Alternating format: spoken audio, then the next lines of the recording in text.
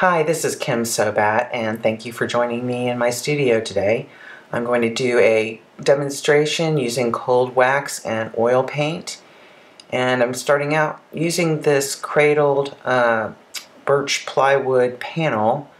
I've taped off the sides, but the top is a layer of black gesso and then a layer of black acrylic. So that'll be my base, and that's already dry. And I'm going to have this mixture of 50-50 cold wax to oil paint, and I'm using a beige here. A lot of times I use a gray or a warm white, and I thought it might be fun to just try a different kind of neutral for my background. Just get the whole thing covered with this.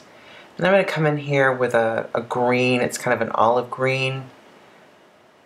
I want to use this color scheme with red and green, and I thought if I use the beige, that would kind of keep these very vivid colors from sort of taking over.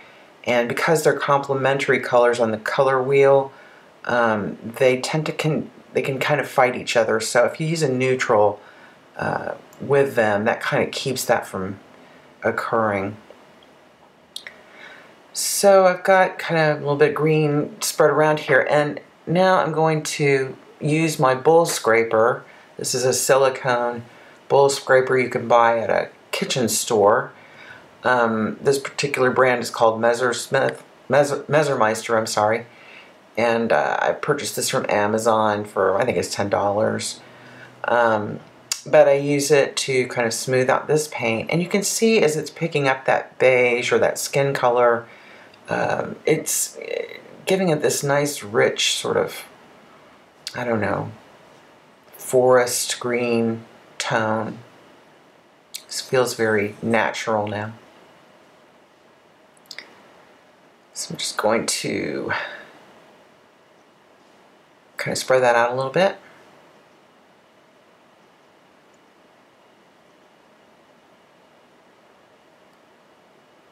Use a very light hand when you're doing this, working wet on wet. If you put too much pressure on this bowl scraper, it'll just pick up that beige underneath, and they'll just kind of mush together and make sort of a mud, which you probably don't want. Now I'm going to come in here with this red. This is a mixture of cadmium red and alizarin red. Also mix 50-50. Everything I'm using here on this demonstration is 50-50 cold wax to oil paint.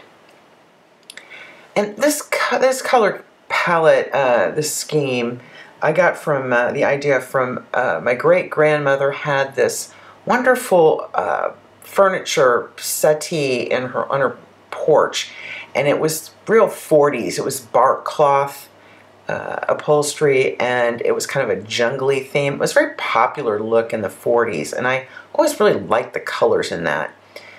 So it's this light beige and sort of a deep red, and then this kind of olive green. And I don't really know where I'm going here yet with my theme, but I just wanted to have an idea in mind for my color palette.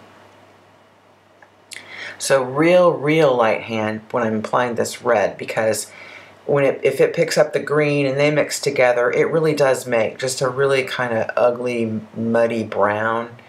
So you gotta be real gentle. In fact, a lot of times I will put my thumb up and pull the bowl scraper that way, because it's almost impossible to dig too deep that way. Keeps it from over blending. And I'm going in here with a bamboo skewer, just making some kind of squiggly lines.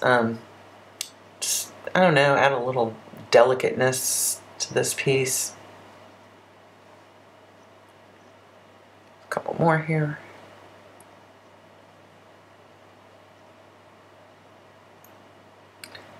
And coming back in, I'm adding some this is a Van Dyke brown.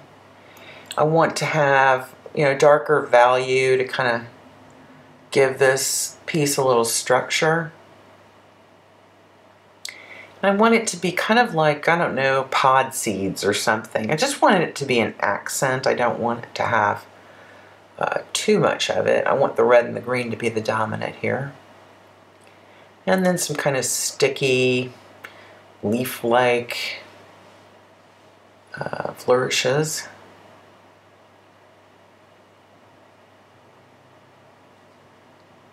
And now I'm going to do that with my bowl scraper.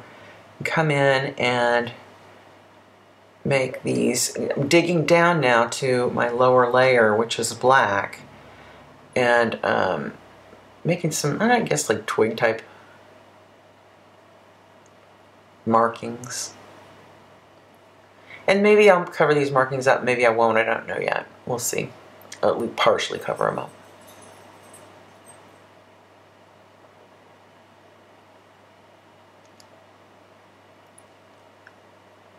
And add a few more pods there.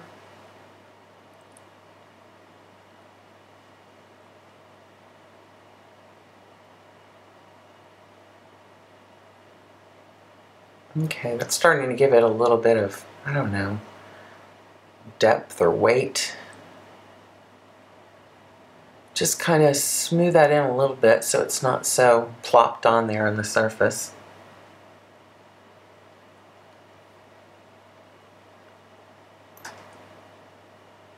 And I always just go through and constantly make little adjustments as I'm going along. Usually things will just bug me. They just seem off balance or too noticeable or not noticeable enough, and I'll just make little tweaks like that. Now this is just a whisk broom, and I thought I'd add just a little bit of traffic, just a little bit of, I don't know, particles or finer markings. And I want to go back in. Actually, that I kind of overdid it now. I want some quieter places, so I'm going to scrape back a little bit.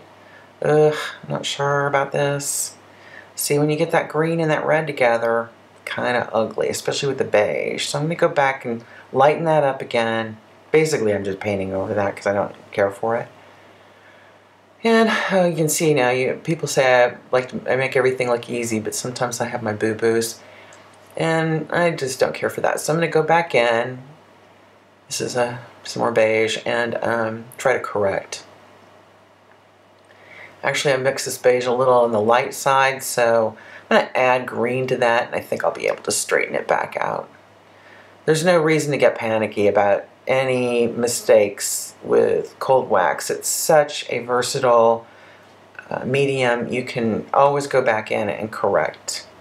It's almost like erasing. You just go back in and redo or paint it over or whatever. There's no such thing as a throwaway piece. Yeah, see, I'm going to go back in here with my green, and I think that'll probably solve much of my problem there. I think I might even have those restful places I was kind of looking for. And go in with the red, add that back in. I kind of lost that in that blending. It's really a pretty red. I'm really happy with it. In fact, it reminds me of the bee balm that I had out in my garden that the butterflies went crazy for. It's also called Monarda.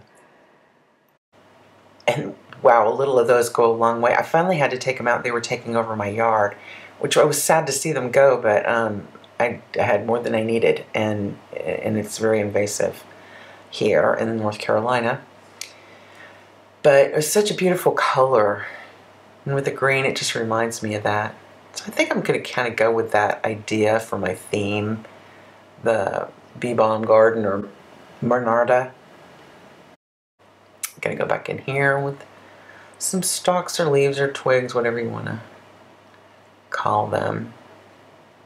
Kind of give this movement, make it feel a little bit like, I don't know, a garden. And a little bit more of that Van Dyke brown in there to kind of create some composition, a little bit of a path around my painting. And those leaf type markings also will help do that.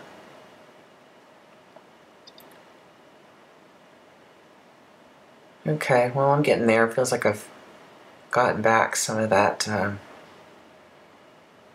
that area I boo-booed in. Yep, see, I also have my days where things aren't just perfect.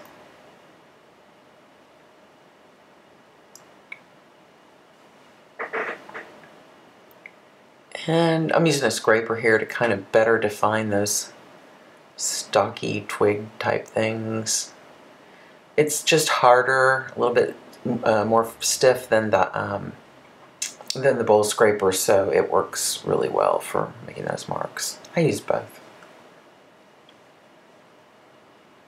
Still need some tweaks here, I think. I lost some of that of those scribbly lines when I was fixing, so I'm kind of add those back in. Sometimes when I'm doing something that looks like a garden, I think that actually kind of looks like a bee buzzing around or something like that. Like a little bee trail, if that makes sense. And little tweaks over here. I'm not really loving this left side of the piece. I need a little bit of work over there.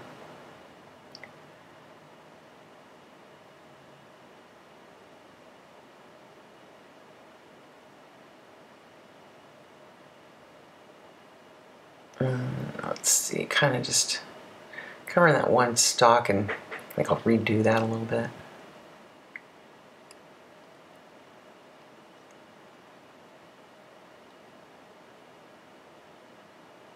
You'll find after you've worked with this for a while, you'll learn where to be self-critical and how to fix those problem places. Yeah, I'm liking that better. I think I'm getting kind of close now. I really love this color scheme. And it does so remind me of that upholstery of my great-grandmother's.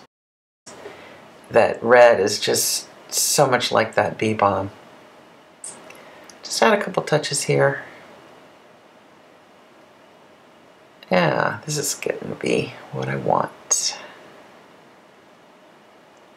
Okay. Yeah, okay. I think Monarda is about completed. And there it is. Thank you for watching today. This is Monarda. Please visit my website, kimsobat.com, and my YouTube channel is Kim Sobat, where I have other painting demonstrations, how-tos, and a tour of my studio. If you're interested in having me come to your town and do an art workshop, please contact me at kim@kimsobat.com. Thanks for watching.